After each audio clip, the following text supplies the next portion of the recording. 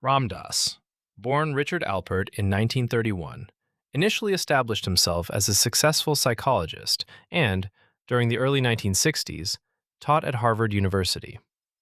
His academic interests gradually extended beyond conventional psychological inquiry, however, as he became increasingly drawn to questions of spirituality and to the study of psychedelic substances, particularly LSD.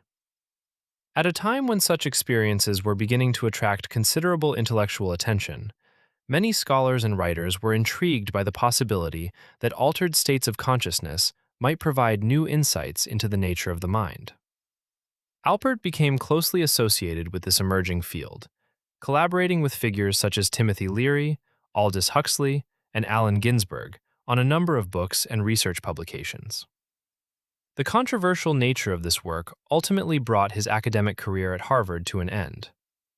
In the years that followed, Alpert turned increasingly toward meditation, yoga, and other forms of spiritual practice.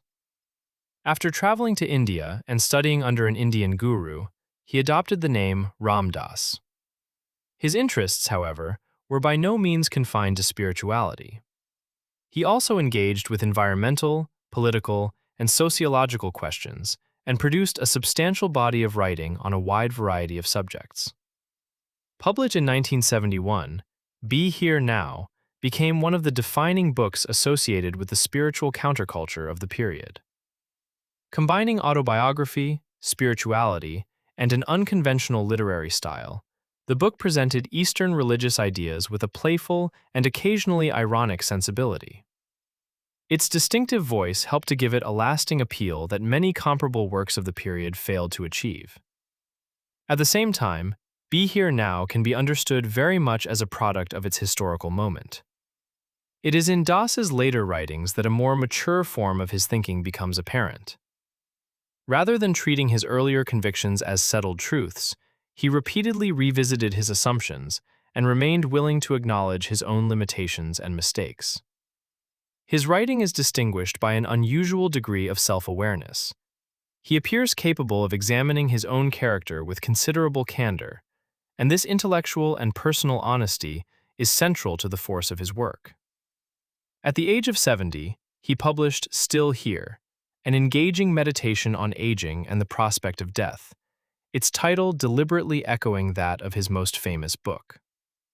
Although some of the practical advice he offers can be uneven, and his writing occasionally slips from genuine insight into less convincing moral instruction, his work remains stimulating and thought-provoking.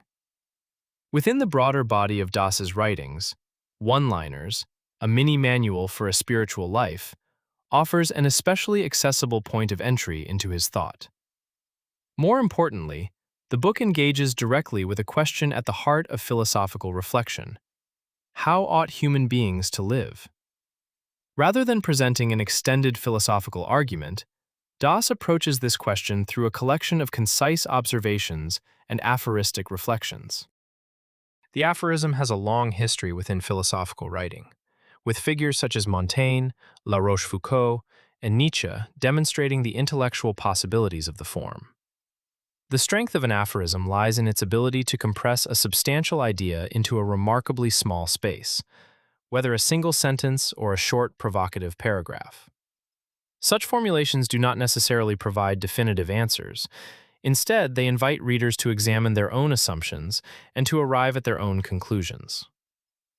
One-Liners, a mini-manual for a spiritual life, brings together aphorisms drawn from Dass's lectures, conversations, and writings over the course of his life.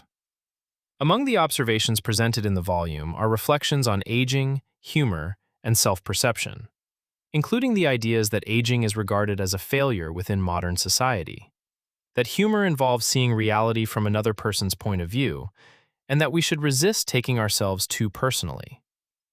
These brief formulations reveal Dass's particular ability to reduce complex ways of thinking to deceptively simple statements. Their purpose is not merely to produce memorable quotations, nor do they depend upon simplistic or commonplace wisdom. Instead, they encourage a more sustained examination of the attitudes we bring to everyday experience, the assumptions through which we interpret our lives, and the choices that follow from those assumptions. The book is perhaps best approached gradually, allowing time for each observation to be considered, rather than attempting to read it from beginning to end in a single sitting. Its underlying challenge is to apply to one's own life the same degree of honesty and critical examination that Das directs toward himself. One need not share all of his spiritual commitments or accept his particular understanding of spirituality in order to appreciate the intellectual value of this approach. By repeatedly inviting readers to question their own assumptions, Das presents himself not as a teacher who possesses a complete set of answers, but as a thinker who regards questioning itself as an essential part of intellectual and spiritual development. In this respect, his work belongs to a tradition that can be traced back to Socrates, and the philosophical principle that genuine knowledge begins with an awareness of one's own ignorance and a willingness to examine oneself. One-liners, a mini-manual for a spiritual life, therefore functions both as a challenge and as a gentle reminder of the need for continual self-examination. Das presents this message in an unusually accessible form, avoiding the density and abstraction often associated with philosophical writing.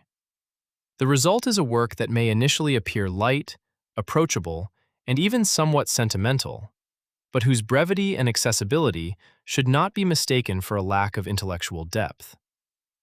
Beneath its simple presentation lies a sustained invitation to reflect on how we live, what we believe, and how we might come to understand ourselves more honestly.